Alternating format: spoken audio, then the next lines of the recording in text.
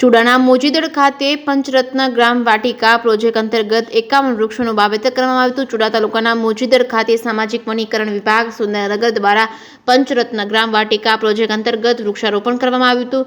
રણજીતસિંહ જાદવના 51મા વર્ષમાં પ્રવેશ થતા 51 વૃક્ષોનું રોપણ કરી નિભાવવાની જવાબદારી લીધી હતી। ગુજરાતને વધુ હરિયાળું બનાવવાના સંકલ્પ સાથે 4 નવી યોજનાનો થયો હતો પ્રારંભ। હરિતપથ યોજના તેમજ પંચરત્ન ગ્રામ વાટિકા તેમજ અમૃત સરોવર ફરતે પંચરત્ન વાવેતર તેમજ નર્સરીમાં ટોલ સીડલિંગ તૈયાર કરવાનું મોડલ ઊભું થયું છે। રાજ્ય સરકાર વિવિધ સામાજિક વનીકરણની યોજનાઓ થકી વધુ હરિયાળું ગુજરાત બનાવવા રાજ્ય સરકાર કટિબદ્ધ છે। ત્યારે પંચરત્ન ગ્રામ વાટિકા યોજના હેઠળ સામાકાંઠા મેલડી માતાજીના મંદિરથી સેજક પર જવાના રસ્તે 51 વૃક્ષોનું વાવેતર કરવામાં આવ્યું છે। સરકાર દ્વારા પંચરત્ન ગ્રામ વાટિકા પ્રોજેક્ટ અંતર્ગત ચુડા તાલુકાના મોજીદડ ગામમાં વધુમાં વધુ વૃક્ષારોપણ કરવા અંગે સંકલ્પ કરવામાં આવ્યો છે, જેને લઈને ચુડાના મોજીદડ સામાકાંઠા મેલડીમાના મંદિરે વૃક્ષારોપણ કરવામાં આવ્યું છે।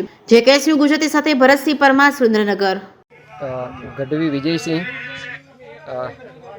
Range forest officer Chuda. આજ રોજ અમે મોજીદડ ગામે સામાકાંઠાની મેરડીવાળા મંદિરે અમારું એક જે મોડલ લીધેલ હતું પંચરત્ન ગ્રામ વાટિકા, એના અંતર્ગત 50 રોપાનું વાવેતર ટ્રી ગાર્ડ સાથે કરેલ છે, જેમાં ગામ લોકોનો પણ બહુ સરસ અમને સહયોગ મળેલ છે અને ભવિષ્યમાં પણ એવો સહયોગ અમને મળશે એવી હું આશા રાખું છું। આ અગાઉ સાહેબ કેટલા વૃક્ષો વાવેલા?